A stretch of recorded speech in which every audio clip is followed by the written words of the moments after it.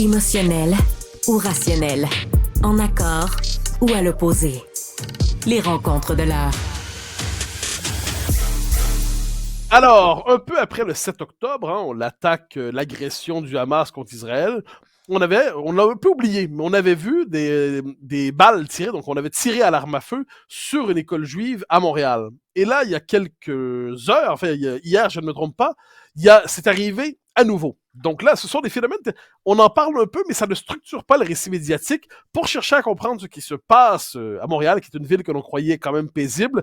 Notre analyste politique, évidemment, Emmanuel Latraverse. Emmanuel, bonjour. Bonjour. Alors, comme je dis, on a l'impression que Montréal, tout le monde dans notre esprit, c'est une ville quand même tranquille, et là, on tire sur des écoles juives. Qu'est-ce qui se passe? J'ai aimé ton expression structurer le discours médiatique. Pourquoi on a tiré sur une école juive cette semaine, entre toutes, alors que finalement, il y avait une certaine accalmie dans ce genre de phénomène antisémite d'une violence sans nom?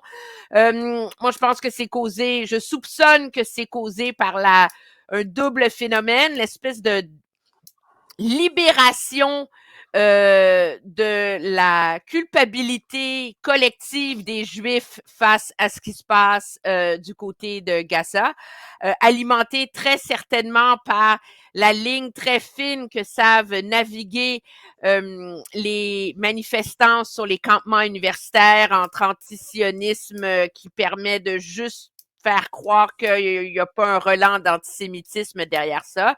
Et surtout, pourquoi cette semaine, entre tout, je pense que c'est à cause de l'espèce de mobilisation, d'horreur et d'indignation collective face au drame qui s'est passé à cette semaine, en début de semaine, donc, ce missile israélien qui, voulant abattre des leaders du Hamas, a fini par mettre le feu à un campement avec des tentes où habitaient bien sûr des réfugiés palestiniens, parce qu'ils sont quand même 1 million, là, ou presque, ils étaient jusque-là 1 million ou presque entassés dans la région de Rafah. Et donc, espèce d'injustice horrible, tu sais, de voir, il y avait déjà une indignation face au fait de voir des écoles, de voir des hôpitaux, de voir des immeubles où habitaient des familles bombardées, mais là, quand ça tombe sur des tentes qui prennent en feu, ben là, c'est comme si ça fait appel à l'émotion pure où tout le monde s'identifie face à ça. Alors, ça, c'est le grand contexte. Tu dis libération d'une forme. Alors, tu me dis si si je te comprends mal, mais libération d'une forme de parole antisémite, c'est-à-dire à cause de la Deuxième Guerre mondiale, pendant longtemps, il y avait une forme de tabou sur l'antisémitisme et il renaîtrait. Est-ce que c'est juste. C'est ce que tu disais? Ben, on n'a même pas besoin de le mettre au conditionnel. La réalité, D'accord. c'est que toutes les statistiques sur les crimes de nature religieuse ou raciste ou haineux au Canada depuis le début du 7 octobre confirment cette montée absolue de Mais l'antisémitisme. alors, je te posais la question sur la précision des termes, tu me répondras, parce que moi, il y a deux phénomènes distincts là-dedans. On n'est pas témoin d'une renaissance de l'antisémitisme au Québec. L'antisémitisme qu'on a pu Non, c'est connaître pas la haine historiquement. du juif, là. Non, tu vas comprendre ce que je veux dire. On est devant un antisémitisme d'importation. C'est pas la même chose. On le voit en Europe, c'est-à-dire quand les agressions contre les Juifs ne sont pas motivées par ce qu'on pourrait appeler des vieux militants d'extrême droite débiles ou complètement. Ce qu'on voit, c'est un antisémitisme islamiste. Et j'ai l'impression que quand on dénonce l'antisémitisme au Québec, le type d'antisémitisme dont tu nous parles, on oublie de mentionner sa dimension islamiste pour ne pas donner l'impression qu'on bascule dans la critique de l'immigration et ainsi de suite. Je pense qu'il y a un facteur de ça, très certainement, puis on l'a vu dans toutes les manifestations et les discours pro-palestiniens qui relancent les espèces de slogans, donc celui que connaît tout le monde, là, du Jourdain à la mer pour une Palestine libre.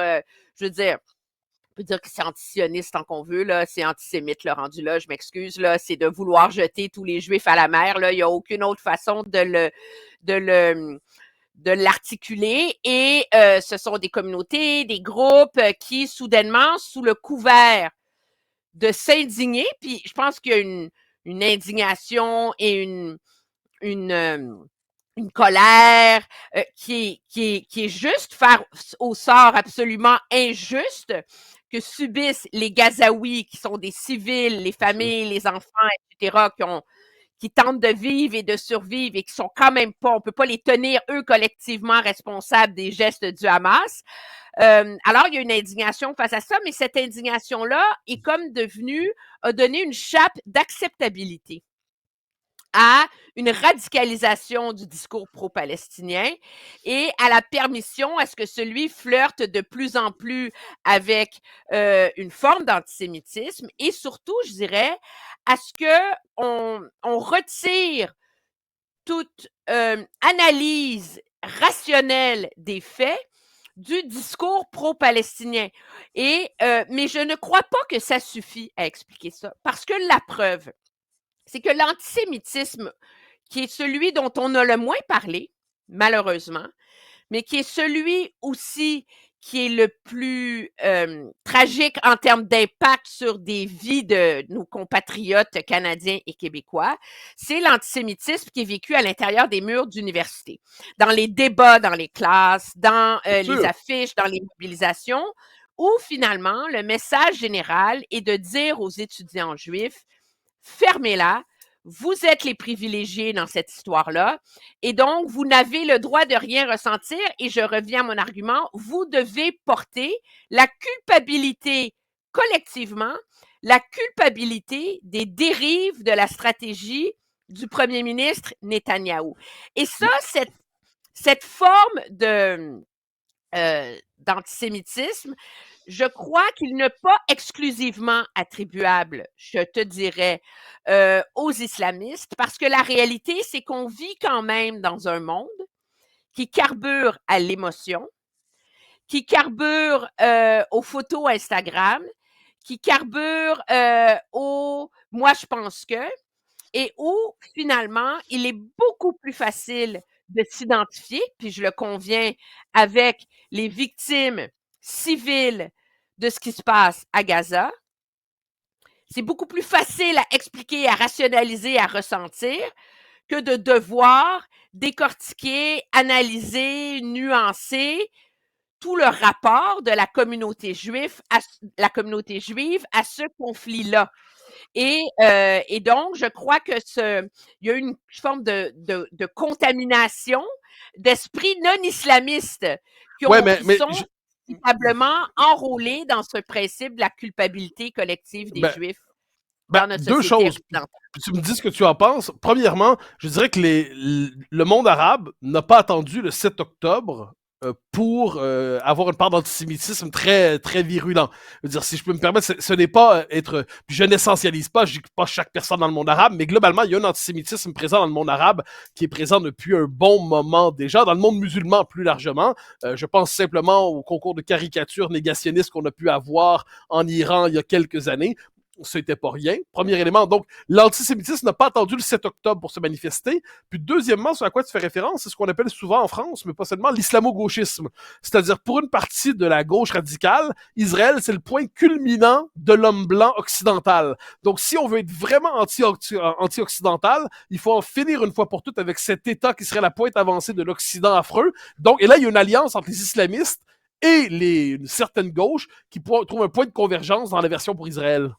Et ça, c'est ce qu'on voit dans l'université. Il y a peut-être, je conçois qu'il y a un point de convergence, puis il en a un. Je veux dire, on l'a vu sur tous les campements des campus universitaires. Il faut dire d'ailleurs aujourd'hui que celui de l'UQAM va être démantelé, mais McGill s'indigne toujours que la police ne veut pas l'aider.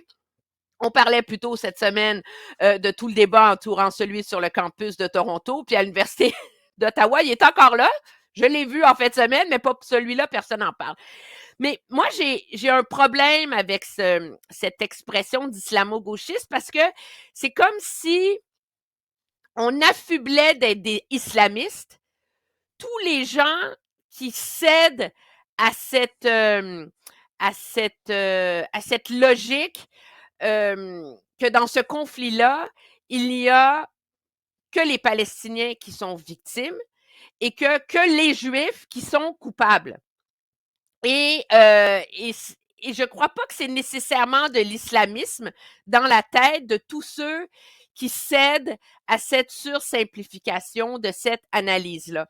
Et donc, c'est pour ça que moi, j'ai une réserve à l'utiliser, mais ceci étant dit, ce que tout ça illustre cependant, c'est la dérive et les dommages incalculables que sont en train de concauser, je pense, de manière irréparable, je crains, l'approche du gouvernement Netanyahou à ce conflit-là. Parce que finalement, c'est Israël, le pays, l'État, qui est vu comme étant coupable de ces dérives dans la façon dont la guerre est menée. Parce que finalement, l'impact, c'est que ça désolidarise graduellement et petit à petit les meilleurs alliés d'Israël sur la scène internationale. Et donc, ça décrédibilise l'État d'Israël et le risque, c'est que ça contribue à délégitimiser le droit d'Israël d'exister et le droit d'Israël de se défendre. Et ça, à long terme, c'est comme si plus le conflit avance, plus il éloigne le Moyen-Orient et Israël d'une possibilité d'un terme à ce conflit palestinien. Parce que la réalité, cependant, c'est quoi? C'est que plus il y a des bavures dans la façon dont cette guerre est menée, plus elle est menée avec des gros coups de crayon ou de pinceau plutôt que d'être menée vraiment chirurgicalement, la réalité, c'est qu'on est en train de créer dans la bande de Gaza une génération de militants radicaux et d'éventuels terroristes pro-palestiniens. Et ça, on ne peut pas leur en vouloir. Si moi, j'habitais là-bas dans des tentes, puis que c'est mes enfants qui étaient en train de mourir de faim, inévitablement, nous serions radicalisés si on se met à leur place. Et donc, d'une situation où, au lendemain du 7 octobre, l'appui au Hamas était de plus en plus fragile à l'intérieur de la bande de Gaza, on est revenu à un moment où la population est certainement, et peut-être, et c'est ce que tendent à montrer les études assez difficiles à quantifier là-dessus, il y a une colère contre le Hamas, mais qui n'empêche pas une radicalisation du peuple palestinien là-bas. Alors, je te pose la question. Évidemment, ce qui se passe à Rafah, c'est terrible. Je ne dis pas le contraire. Honnêtement, ça va de soi. Je prends la peine de le dire. Mais tu dis la force de la réponse d'Israël contribue à la délégitimation de l'existence même d'Israël, pour certains. Mais est-ce qu'on pourrait dire que les Américains, au moment de la Deuxième Guerre, quand ils ont bombardé Dresde, puis quand ils ont lancé des bombes atomiques sur le Japon, est-ce qu'ils ont délégitimé l'existence de l'État américain en faisant cela? Et si c'est pas le cas, juste qu'on m'explique la distinction. Non, ben il y en a une. Il y a pas de distinction dans les faits, mais il y a une distinction dans la réalité du monde dans lequel on vit. C'est que la réalité, c'est que à l'époque, dans le monde occidental, il y avait premièrement, ces gestes-là sont arrivés au terme d'une guerre, et c'était pas dès le début. Et donc, la mobilisation de l'opinion publique et la démonisation juste, là, mais des Allemands en général étaient généralement consommés dans la société. De deux, il n'y avait pas l'impact des médias sociaux et des images littéralement en direct de la souffrance des civils allemands ou des civils dans les minutes qui suivent ces attaques-là des civils japonais. Les caméras sont arrivées comme au moins quelques heures, quelques jours après, etc. Donc, on ne vivait pas cette guerre-là en direct. Et tant le Japon que l'Allemagne n'avaient pas derrière eux une machine médiatique et l'appui de nombreux autres pays dans le monde qui avaient une certaine légitimité au regard de l'opinion publique. Donc, le monde a évolué et la réalité demeure cependant que, et on peut avoir un débat sur si maintenant, les États-Unis ne se permettraient pas en 2024 les bombardements de Dresde. C'est ça la réalité. Et donc, la société évolue. On a le consensus moral occidental collectif a jugé que les civils dans leur ensemble devaient, dans la mesure du possible, être épargnés. Ce qu'il y a de horrible, ceci étant dit, dans le conflit à Gaza, c'est que la thèse d'Israël au lendemain du bombardement de Rafah, c'est de dire on a utilisé les plus petites munitions possibles. Le camp n'aurait pas dû prendre en feu. La seule explication qui nous semble, c'est qu'il y avait un dépôt de munitions à proximité. Donc, objectivement, que les leaders du Hamas font exprès pour se loger à côté de dépôts de munitions, se disant si nous on part, les autres vont partir avec nous et l'opprobre va tomber sur Israël. Mais la réalité, c'est que après 8 mois de conflit, après 36 000 victimes civiles, dans l'opinion publique mondiale, Israël, c'est comme s'il avait perdu le bénéfice du doute dans ses explications de la façon dont la guerre est menée.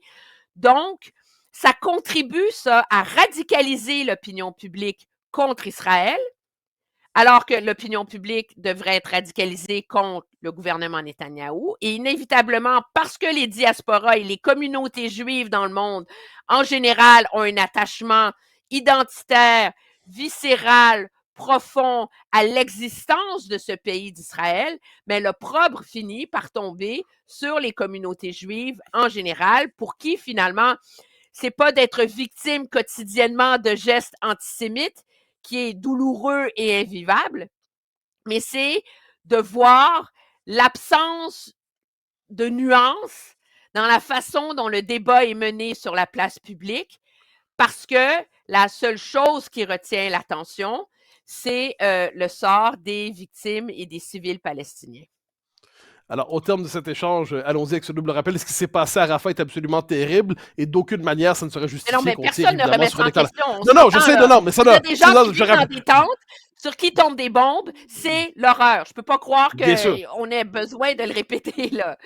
Non, mais je prenais la peine de le dire parce que je rappelais ces deux éléments qui sont essentiels à la réflexion et que nous avions en partage. Emmanuel, c'était un plaisir de te parler. On reprend nos conversations lundi avec plaisir.